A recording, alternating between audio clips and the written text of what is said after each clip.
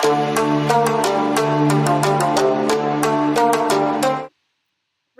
thank you so much for joining to the Flawless Growth podcast. I am very excited to have you here. Yes, thank you for having me today. Absolutely. So let's start with the first question that will be if you can tell us a little bit more about your professional journey and how you became a practice manager at Precision Podiatry.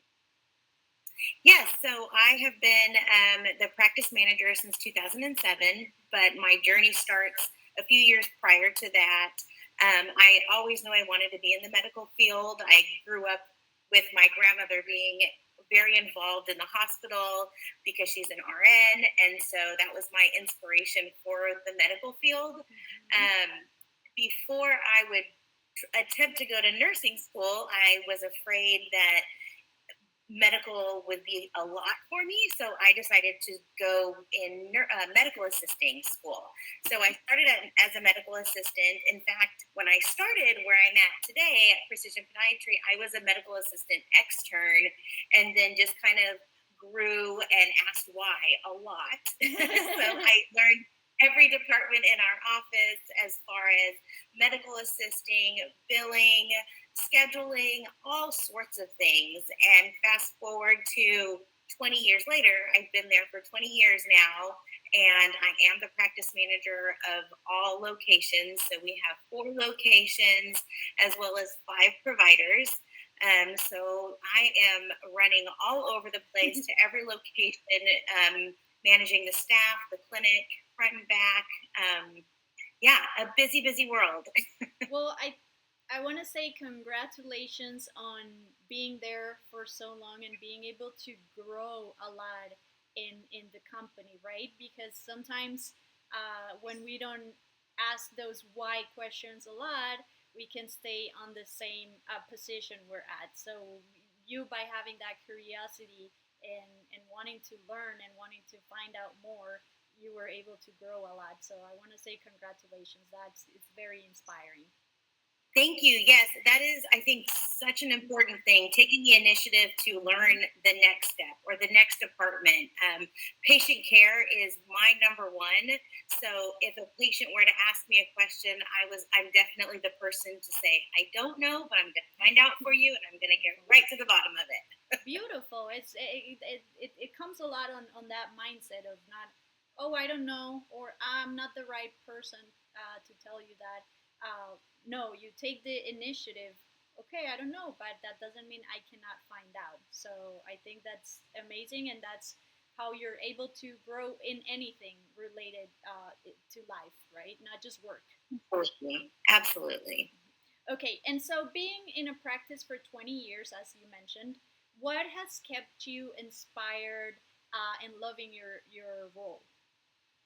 Sure. So many things. First of all, the doctors I work for are amazing, and they are very family oriented. When I first started, there were only 3 employees, and now we have 25 employees. Wow. So it's been such a huge growth over the past 20 years. When I started, we had 2 locations. Now we have 4 locations. And so seeing the growth that our owners have had the opportunity to grow this practice has been just inspiring in itself, because we're always looking for bigger, better processes and places, and seeing them instill the patient care that has been truly inspiring. And you don't see that as much now in the medical field because a lot of things are corporate now, and so it's just a bigger company, whereas we're kind of a smaller office. And when you're working hand in hand, one on one with the doctors themselves, it makes a huge difference because you get that full impact of why they started in medical, and then it rubs off on the staff and the management, and we kind of take pride in caring about everybody, as far as employees and patients as well. 100%. I love it. I think that even though sometimes it's hard to work for smaller businesses because there's a lot to do and you have to wear a lot of hats, it also comes with a lot of benefit because you are able to learn a lot more. You're able to work with less, so be more creative to find solutions. And Absolutely. you avoid a little bit of that, what you mentioned with big companies, that bureaucracy, that answer that sometimes that you receive from upper management, like, oh, that's how we've always done it, so that's how we're gonna do it. No, in small Right. companies you cannot think that way. So super super cool, super awesome that with that mindset you guys been able to grow. And Yeah. I work, well, my agency is a small business as well, so I get what you're saying. Yes, and it's funny because I always, when I'm training, not patients, when I'm training employees, and we're kind of going through everything, I constantly ask them, well, you take everything that you've learned through all your employment and you put it all into one to help your current employment situation. So, being in a small office or a private practice, we always ask that, have you seen it another way? Is there anything you suggest? And we have so much feedback. And I think that's how the business is so successful in growing, because we're always open to updating a process or a new idea from anybody. Exactly, and that's super strong. Like taking feedback from whoever, because whoever, even if they have a small position, they can come with good feedback. Absolutely. Okay, and Rochelle, what do you think that has kept you, um, that is the most rewarding thing about managing a practice?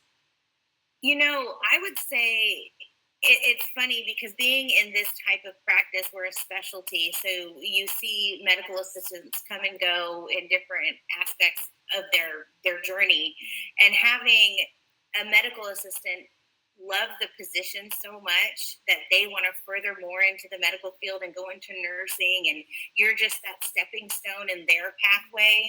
I think just making a difference in the employees' lives, it's amazing to see how much of an impact we have as either managers or doctors or just kind of upper employment, just seeing them move on and go forward. It's been such an inspiring and positive environment for them. Yeah, I agree. I think it's always very fulfilling to help the next generation, right, and to see them grow. Because I feel that too with the. I work with a couple junior people. Well, I'm 30, but I've worked with some 22 years old and things like that, and so it's very awesome to see them learn and come into the workforce and learn a lot. Because I remember, of course, when I was there. Yes, Yeah. exactly. Okay, and what does a typical day look like for you?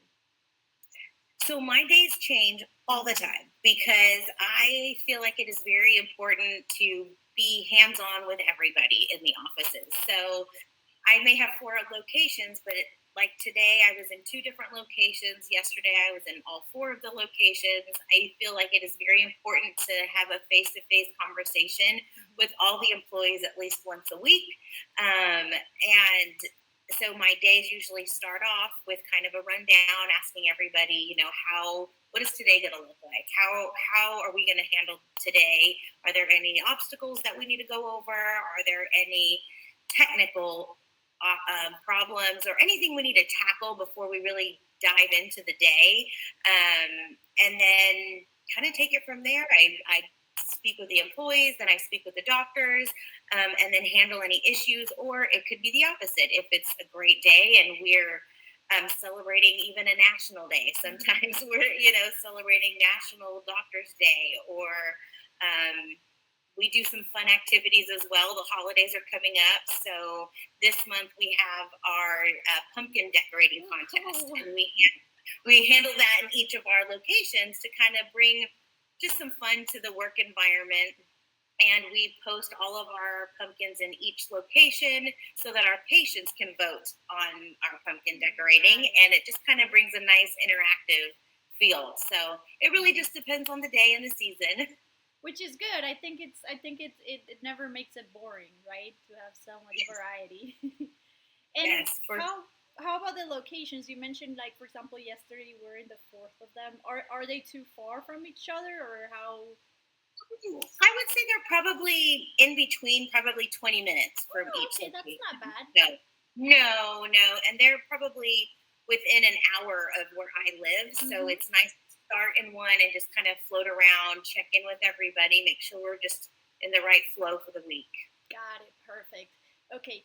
And let's talk a little bit about challenges. What do you think are the biggest challenges that you face in managing not just one, but four locations?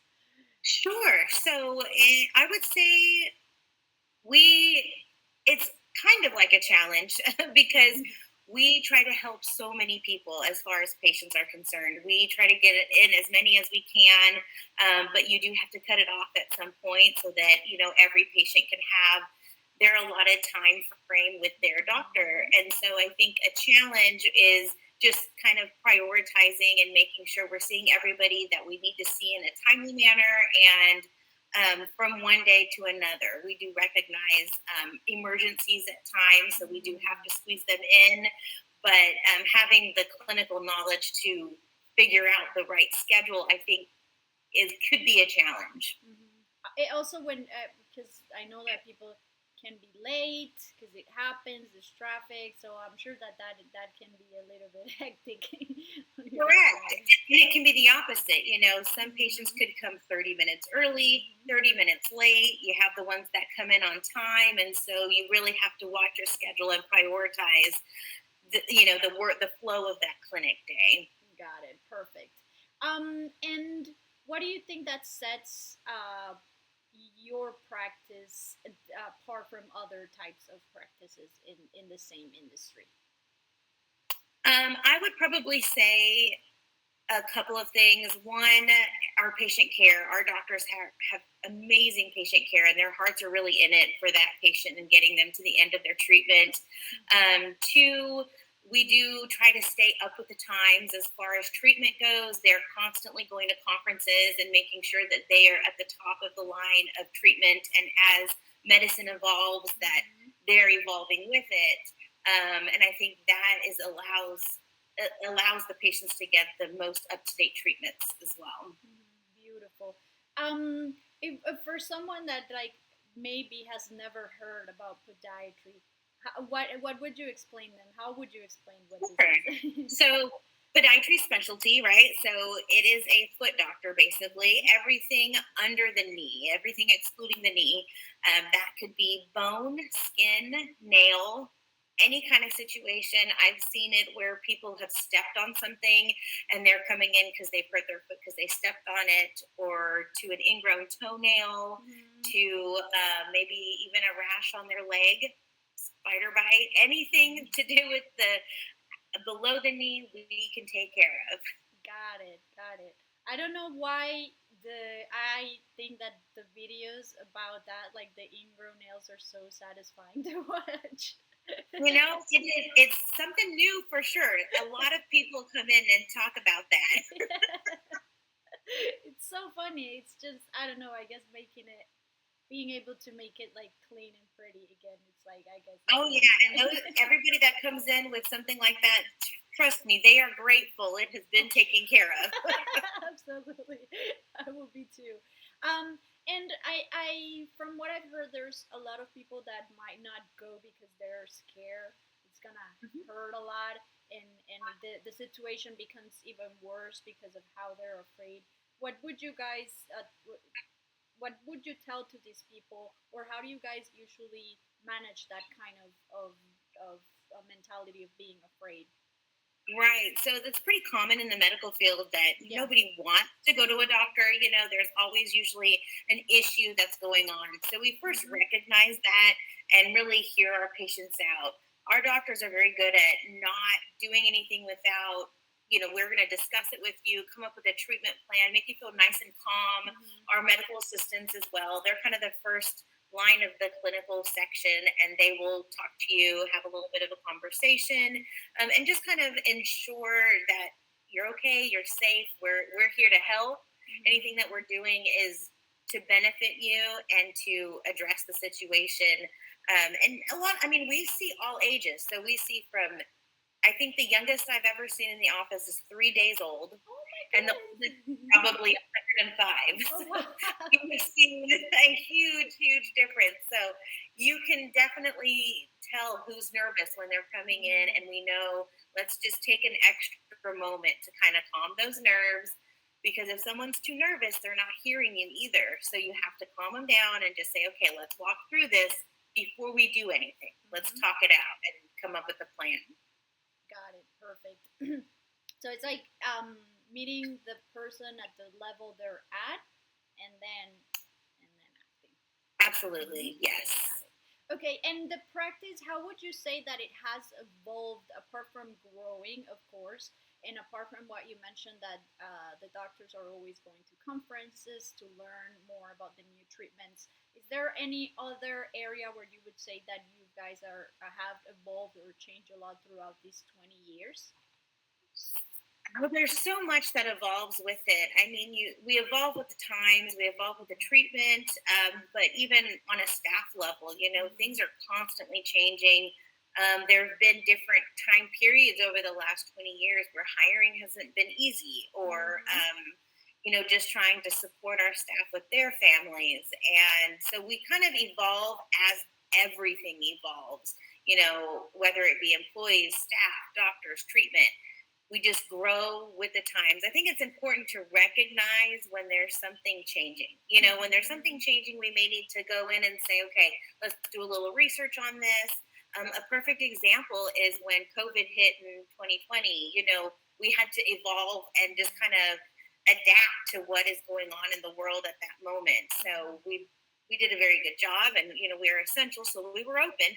But we adapted to what we needed to adapt to make it helpful for our patients as well as our staff and safe.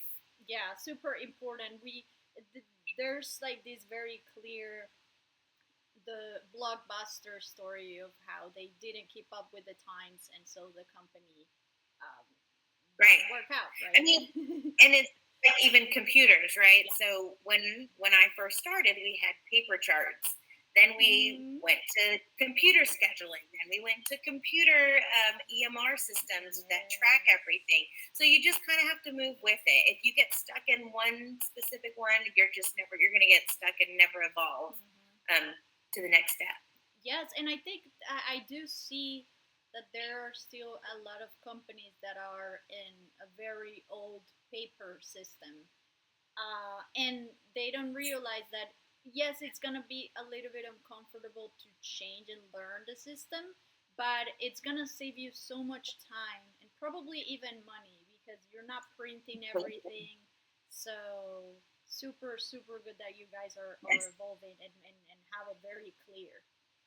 Yes, we do all the hard work and it will pay off. Yes, correct. And how do you guys keep is there any strategies to keep the patients engaged or loyal to the practice? I would say it's really just that one-on-one interaction with the patient and the doctor.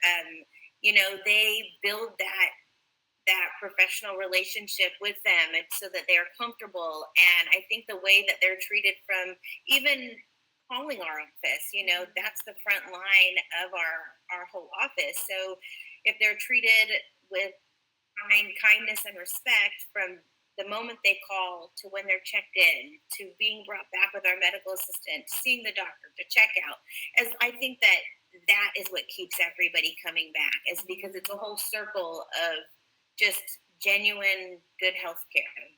I agree. You never forget how people make you feel. I had this experience where I went to a doctor that he was really good at what he did, but he was just way too serious, way too like not friendly at all.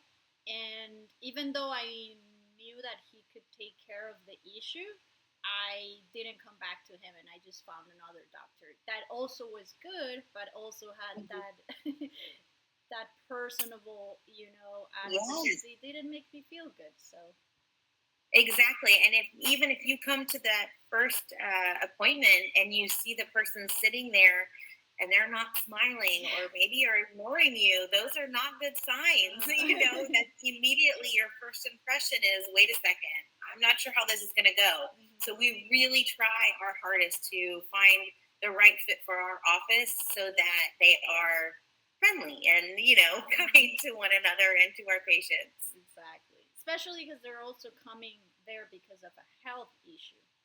So exactly. Nobody wants to be there. they taken care of, but yes. Correct. And how do you guys approach patient education? For example, when it comes to the preventative part of foot care. Sure. So one of the big things that we deal with is diabetes. It is a known fact that every diabetic patient out there should have a podiatrist for their foot care. So when we see them come in, we give them a whole list of do's and don'ts. We will do printouts. We'll talk to them about it. Some patients do need a little extra counseling so they can understand the severity of certain education items for foot care, but it's usually by verbal as well as paper handouts, or sometimes they'll reference different online platforms too.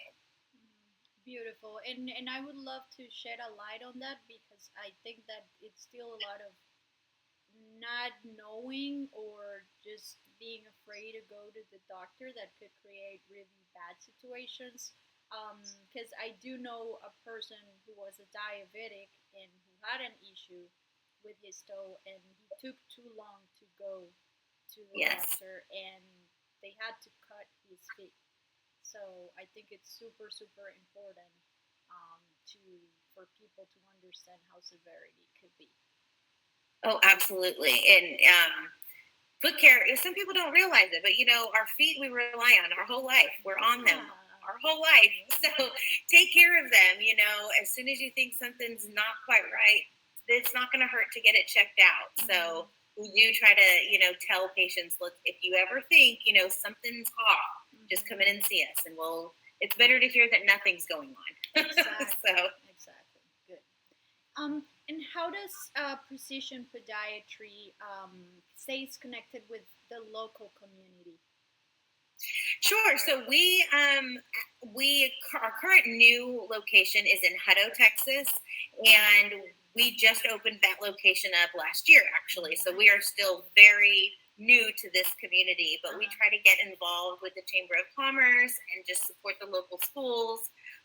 We're trying to just get involved because this is more of a smaller town versus our other ones where we're in Austin. It's a lot larger of a city, but they try to kind of hone in on that location. So we have one in Round Rock, we have an office in Cedar Park, and then we have one in the Austin location. And it's really about the community right around those offices that we try to support. Got it. Perfect.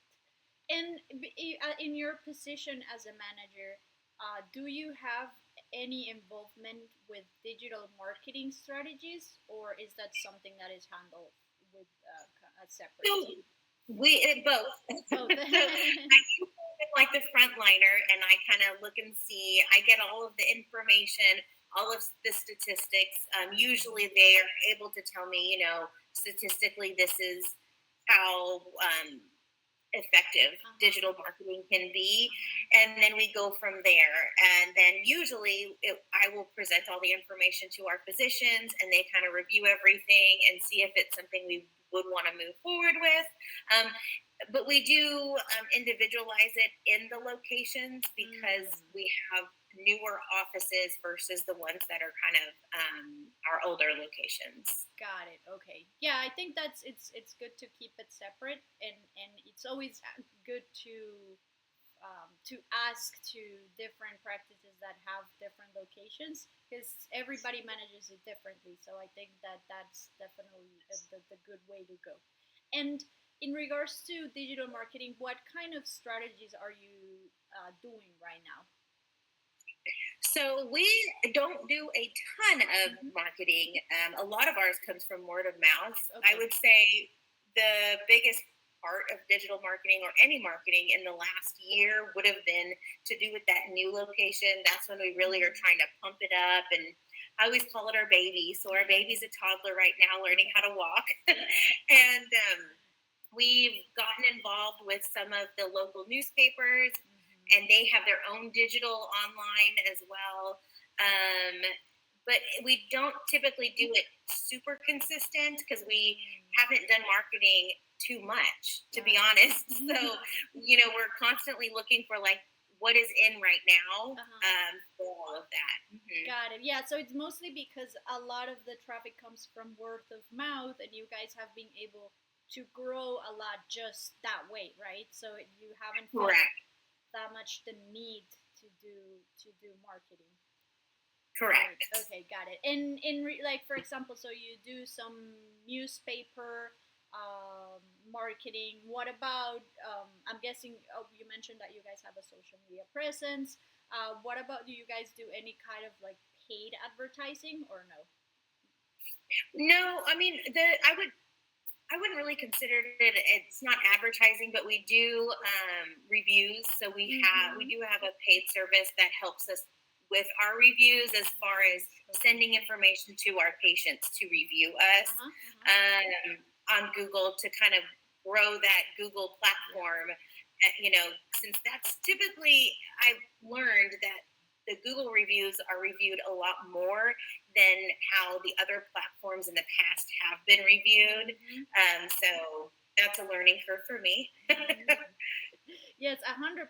I think it's very important to shed a light on how important those reviews are, specifically just because it's not just for you to create a profile there and you're gonna show up right away.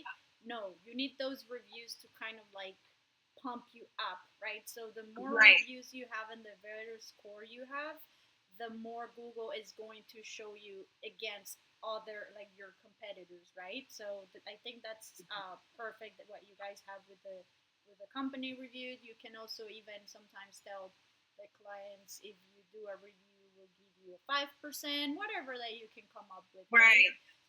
So and also if you're gonna do at one point maybe advertising through they're called Google local search ads. They feed off that reviews, and even sometimes they ask you that if you have less, that you have to have a certain level of reviews to be able to do it. So I would say to every business to keep working on getting those good reviews.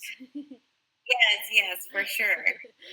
Okay, and what would you say that it's a challenge right now in regards to any type of marketing or digital marketing? It's, I would say, if I were looking for a digital marketing, the thing that's a challenge is knowing the best company, because you get bombarded by some that are coming to you and giving you similar information, and being in such a specialty, with podiatry. I think that is what we would look for the most, is, are there specific ones that hone in on medical and hone in on podiatry, even, because you want to work with someone that understands your business at that same point, because you're reaching different ages, different demographics of people, than maybe a totally different service, So totally. I think that would be the importance on that. 100%, you're totally right, and that's actually what a lot of agencies are pivoting to become the experts at certain industry. So that way they know a lot about it, and they not only know about the digital marketing, but they're kind of like as experts as the doctor would be, right? And so they definitely know what keywords to use. They know what the ad copy should be. They know all of the demographics, of the ideal persona, etc. So I think that it's definitely um, a good like thought idea that you have there. That's actually why I decided like so I've been running my agency for 3.5 years, and for the last year I started to focus it more into the health and wellness space, because that's kind of like where I want to start niching down. Okay, Rachel, where can people learn more about you and about the business? Yes, so we do have a Facebook and we have a website. We don't have too much social media right now. We're still in trying times of that because we're such a busy practice. But the website is at precisionpodiatry.com. And yeah, we take care of your feet, everybody. That's what it's about. Yeah. Beautiful. Thank you, Rashelle. It was a great conversation and I learned a lot and I loved your energy. You're very nice. So thank you. Thank you so much. Thanks for having me. Absolutely.